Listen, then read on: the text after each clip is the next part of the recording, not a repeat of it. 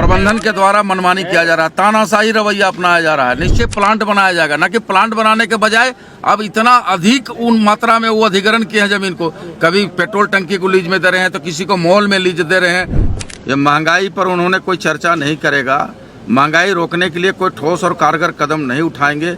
केवल हिंदुत्व के नाम पर, हिंदुस्तान पाकिस्तान के नाम पर केवल लड़ाई लड़ेंगे, लोगों को लड़ाने का काम करेंगे और अपने राजनीतिक रोटी सेकने का काम करेंगे। बिल्कुल, ये मेरा नजरिया और बहुत स्पष्ट है और इसमें मेरा एकदम स्पष्ट बयान है कि भाई प्रबंधन के द्वारा मनमानी किया जा रहा है, तानाशाही रवैया अपनाया जा रहा है। निश्चित तौर पर रैयतों को, विस्थापितों को हक मिलना चाहिए। जिस मकसद, जिस उद्देश्य के साथ जमीन अधिग्रहण किया गया था, उस उद्देश्य की पूर्ति नहीं किया गया।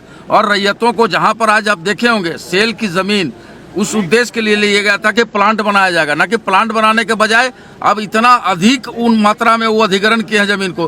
कभी पेट्रोल टंकी को लीज में दे रहे हैं तो किसी को मॉल में लीज दे रहे हैं, तो किसी को दुकान बनाने के लिए लीज दे रहे हैं, तो कोई भाड़ा पर सेल लगा रहा है। तो निश्चित तौर पर ये चिंता का विषय है। आप जिस उद्देश्य के लिए लिए थे प्लांट बनाने के लिए, प्लांट बनाइए, उसका स्वागत करते हैं। लेकिन अब लीज ऊपर लीज दिए जा रहे हैं, मॉल को, बड़े बड़े व्यापारियों को अब दे रहे हैं, बड़े बड़े उद्योगपतियों को दे रहे हैं लीज में। ये कहीं न कहीं चिंता का विषय और हक अधिकार मिलना चाहिए। हक मांगने पर लाठियां मिल रही है वहाँ पे। बिल्कुल, उसका हम लोग जिला प्रशासन के द्वारा कार्रवाई भी की जा रही है और उसका प्रबंधन के लोग गिरफ्तार भी हुए हैं और अग्रतर और भी कार्रवाई होगी। पुराने दिन ही लौटा दो, अच्छे दिन किधर है? अगर इसको अच्छे दिन बोलते हैं तो हमको पुराने दिन ही लौटा दो।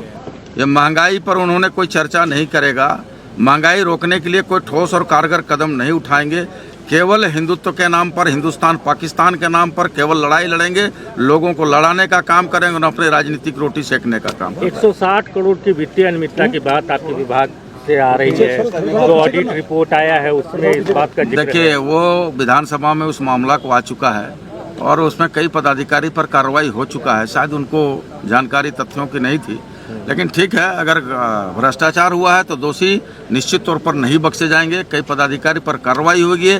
जांच एजेंसियों के द्वारा जिन पदाधिकारियों की भागीदारी बताई जाएगी उस पर भी कार्रवाई की जाएगी। खबरों के साथ बने रहने के लिए हमारे चैनल को सब्सक्राइब और लाइक करना न भूलें। धन्यवाद।